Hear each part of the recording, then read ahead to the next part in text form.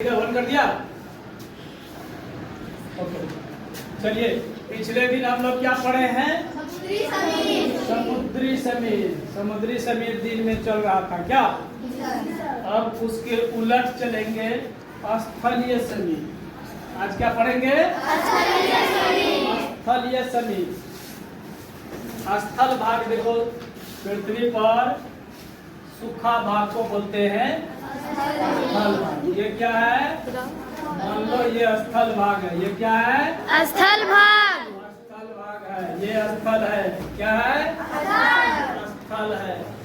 और इधर क्या है? समुद्र। और इधर समुद्र है। ये क्या है? समुद्र। समुद्र है। नहीं है? जैसे ही दिन निकलता है यानी सूरज निकलता है, इसका रोशनी पृथ्वी पर पड़ता है। पृथ्वी पर स्थल भी है और जल भाग भी है। नहीं है? यानी समंदर भाग भी है और स्थल भाग भी सब पर बराबर पड़ता है। क्या पड़ता है? बराबर। तो हम लोग पिछले दिन समझे थे कि जैसे ही दिन निकलता है तो स्थल भाग गर्म हो जाता है जल्दी, समुद्र भाग जल्दी गर्म नहीं होता। ये है गुण कि स्थल भाग जल्दी गर्म होता है और जल्दी ठंडा भी होता है। समुद्र भाग जल्दी गर्म नहीं होता है और जल्दी ठंडा भी। अगर गर्म हो गया तो जल्दी ठंडा भी नहीं होता है। जैसे दिन भर नदी गर्म होता है, नदी का पानी दिन भर गर्म हो रहा है। शाम में जैसे जाओगे सूरज जब ढल जाता है तो ठंडा हो जाना चाहिए, लेकिन नहीं, तालाब का पानी रात में भी गर्मे रहता है ना? क्यों? क्योंकि पानी जो है जल्दी गर्म नहीं होता है तो जल्दी ठंडा भी नहीं होता है। इसलिए दिन भर समुद्र गर्म हो रहा था, है ना? और रात में ये जल्दी ठंडाता नहीं है, तो रात में भी ये गर्म ही रहता है और इधर ठंडा हो गया। जैसे सूरज ढला ये ठंडा होना शुरू हो गया और स्थल भाग जल्दी ठंडा हो गया। जैसे रात में यहाँ कौन सा दाब स्थापित हो जाएगा? रात में ठंडा होने पर क्या कौन सा दाब स्थापित होगा? जो भाग ठंडा हो गया वहाँ उच्च दाब स्थापित हो जाता है रात में, है ना?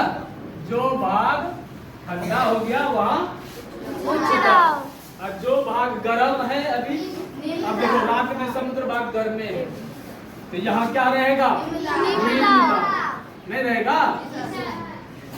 यानी कहने का मतलब समुद्र का पानी गर्म है, इसके संपर्क में जो हवा है यह भी गर्म है, तो गर्म होकर के ये क्या हो जाएगा? ऊपर उठ जाएगा। नहीं, रात में समुद्र भाग का हवा जो है गर्म होकर के इसके संपर्क में जो हवा है वो गर्म होकर के ऊपर उठ गया। नहीं उठ गया? समुद्र के पानी के संपर्क में जो भी हवा है वो गर्म होकर के ऊपर उठ गया। तो जब ऊपर उठ जाएगा तो ये खाली हो गया ना, यहाँ पर नहीं हो गया। तो खाली होने का मतलब क्या हो गया? निम्न दाब स्थापित है। हम लोग जानते हैं कि हवा जो है उच्च दाब से निम्न दाब की ओर चलती है। हवा किधर से किधर चलेगी? उच्च दाब से निम्न दाब की ओर।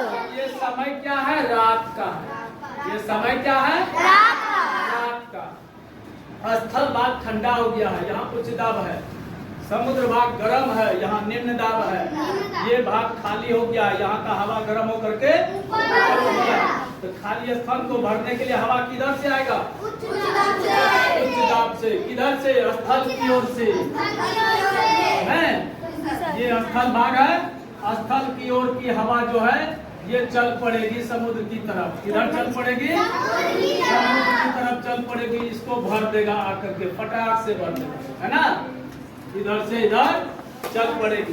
तो किधर से आ रही है हवा?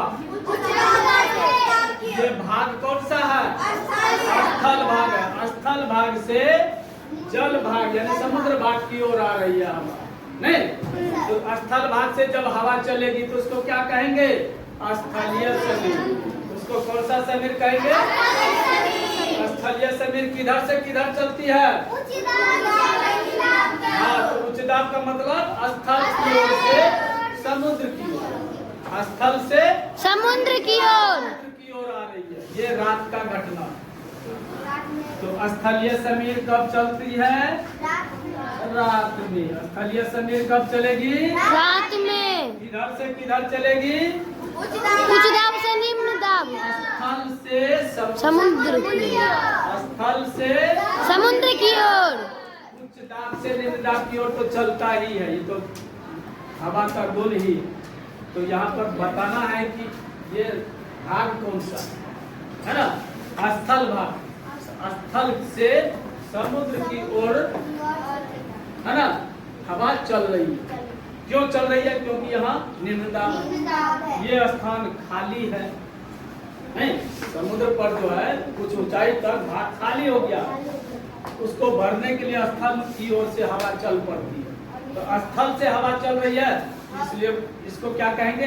स्थलीय समीर। स्थलीय समीर।